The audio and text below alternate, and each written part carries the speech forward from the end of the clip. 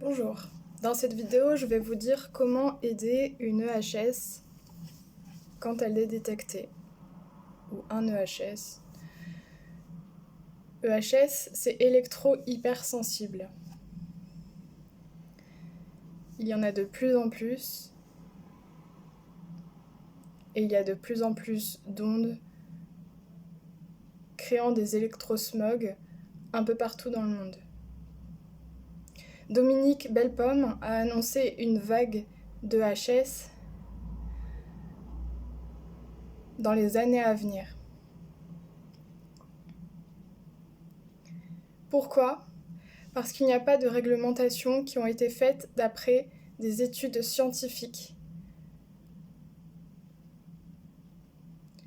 qui prouvent l'impact des ondes artificielles sur le corps humain. D'une part, il faudrait donc un appui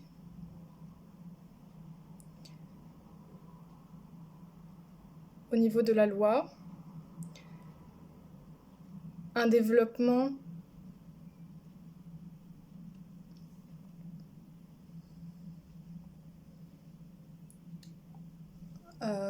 de plusieurs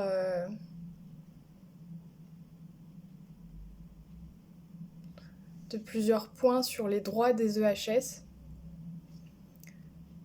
un accompagnement à la sécurité sociale,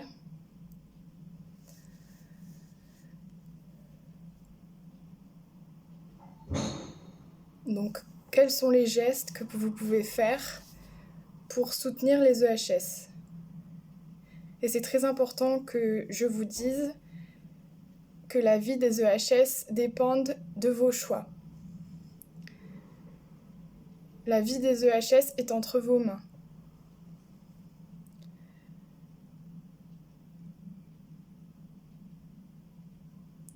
Vous pouvez soutenir un ou une EHS en lisant le rapport Bio-Initiative de la Baubiologie. La Baubiologie vient d'Allemagne. C'est la biologie de l'habitat. En gros, c'est comment l'habitat actuel peut être le plus sain possible. Et il y a des études de plusieurs années qui ont établi des rapports et des limites en volts par mètre à ne pas dépasser, au-delà duquel cela serait dangereux pour l'être humain. Je vous laisse regarder ce rapport Bio-Initiative.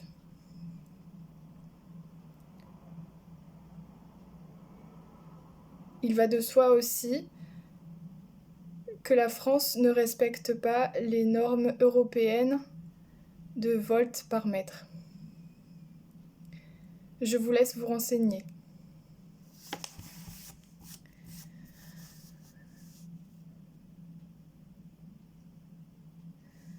Vous pouvez soutenir une EHS en la croyant.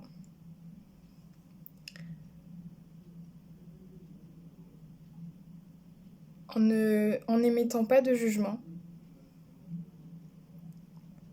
En lui proposant de l'aider, si elle le veut,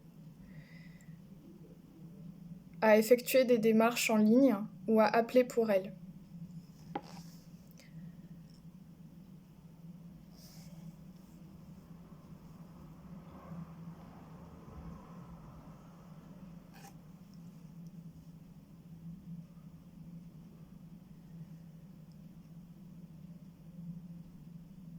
La journée de l'électro-hypersensibilité, la journée mondiale, est le 16 juin.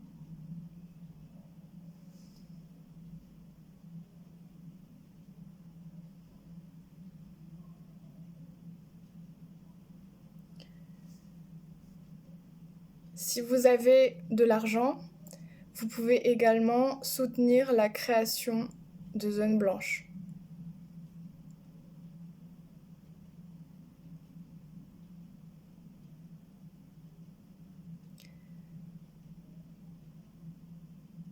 Ensuite, vous pouvez également soutenir les associations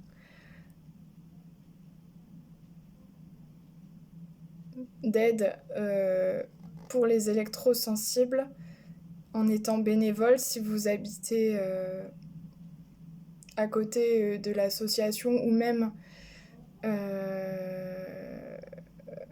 en étant tout simplement bénévole même à distance pour recevoir des appels d'électrosensibles et donner des conseils.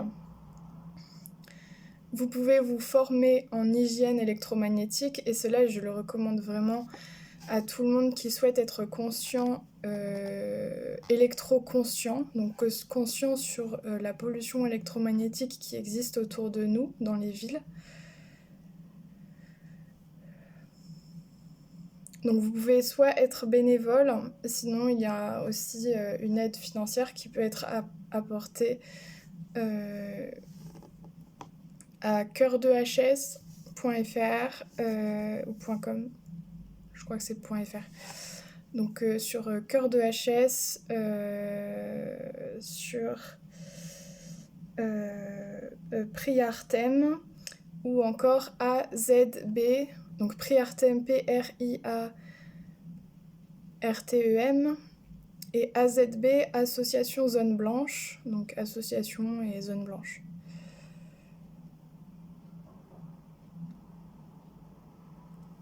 Si vous travaillez dans un environnement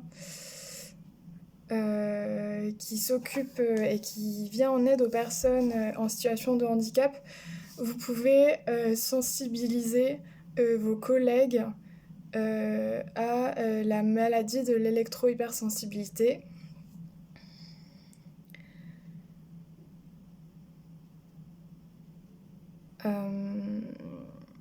En vous renseignant via les sites professionnels. Je peux éventuellement mettre en description mes sources.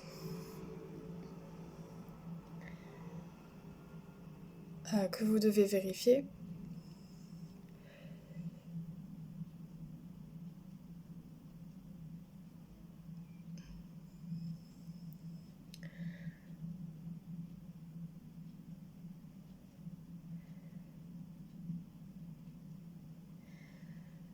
Si vous travaillez dans un hôpital et que vous gérez le secteur des pathologies professionnelles et environnementales, vous pouvez trouver sur le site EHS et MCS, comme je dis, EHS et MCS avec un signe et, le guide pratique à l'usage des médecins établi par l'association ARIM, donc l'association dans laquelle fait partie Dominique Bellepomme, qui est un cancérologue français qui a écrit le livre des ondes. Donc l'association de recherche internationale pour le HS et l'MCS. Et ils ont rédigé un guide pratique à l'usage des médecins qui recevraient des personnes se déclarant électro-hypersensibles.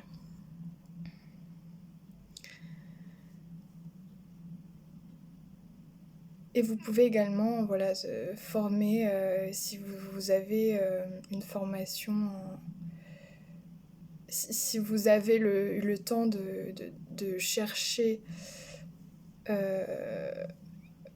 bien qu'on ait rarement le temps en hôpital, mais si vous avez, ne serait-ce que pendant les vacances, le temps d'avoir des bonnes infos sur ce qu'est l'électrosensibilité, ne serait-ce que même pour l'avancée des recherches, les expérimentations qui ont été faites pour la recherche de la vérité. Je prône toujours la recherche de la vérité, parce que je pense que ce serait ce que tout le monde devrait faire. Vous pouvez également du coup former vos collègues à ça. Si vous travaillez en CMP, je vous invite à lire le guide de géotellurique et Navoti qui s'intitule le guide... Alors attendez, c'est quoi le titre?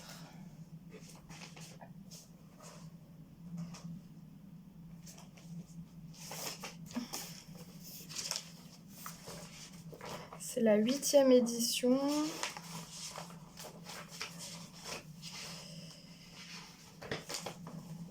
Deux petites secondes, c'est ça. Voilà. On a réduire son exposition aux ondes électromagnétiques. Donc c'est de géotellurique et Navoti. Vous avez beaucoup d'informations qui sont dedans avec des liens pour vérifier les sources, des liens vers des études professionnelles. Il y a notamment l'explication du earthing. Alors je ne sais pas si on dit earthing ou earthing, peut-être earthing. C'est la mise à la terre. Il y a des nouvelles recherches qui ont été faites dessus. Il y a un livre qui s'appelle Connectez-vous à la terre de Clinton Aubert qui a fait des nouvelles.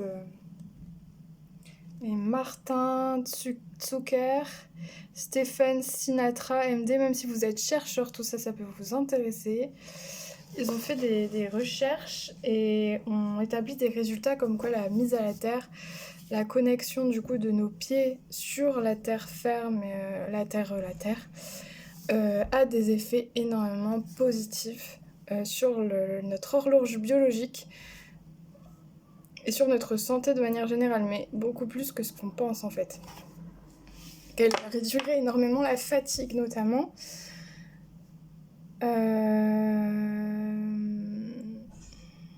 Et ce guide est intéressant parce qu'il parle aussi de l'hygiène électromagnétique, de la pollution électromagnétique en milieu professionnel.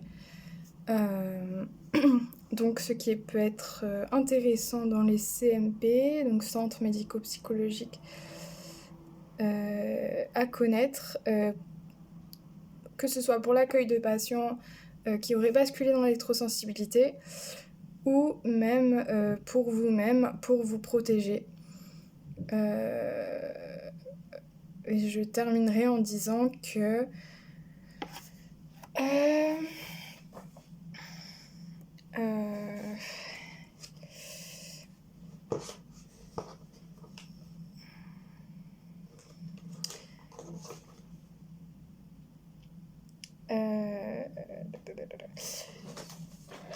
le secteur professionnel est un secteur inclinant, actuel, hein, et inclinant à être électrosensible parce que on ne connaît pas la biologie de l'habitat en fait. Et on a installé des ordinateurs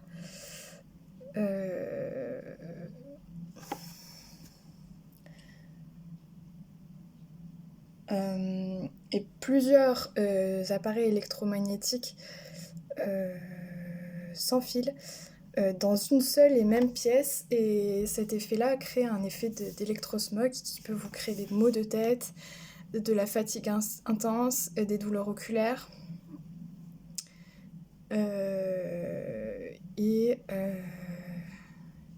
Si vous ressentez quelques symptômes douteux, vous pouvez vous pencher sur ce guide et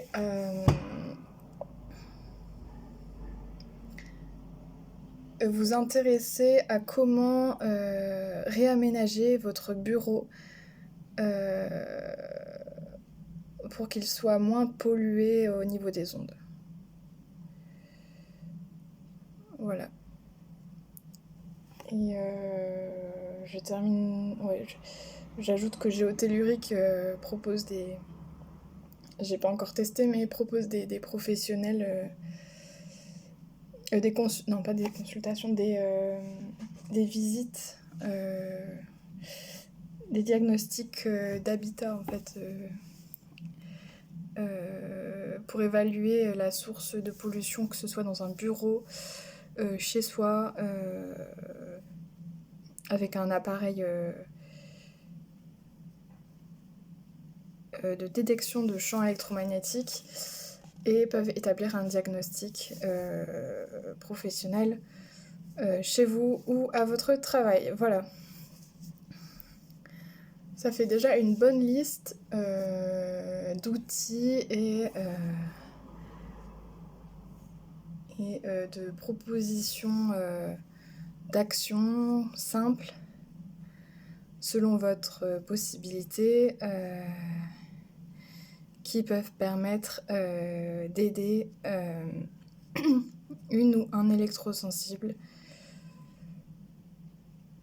Voilà, ce sera tout pour cette vidéo. Merci pour votre visionnage et à bientôt.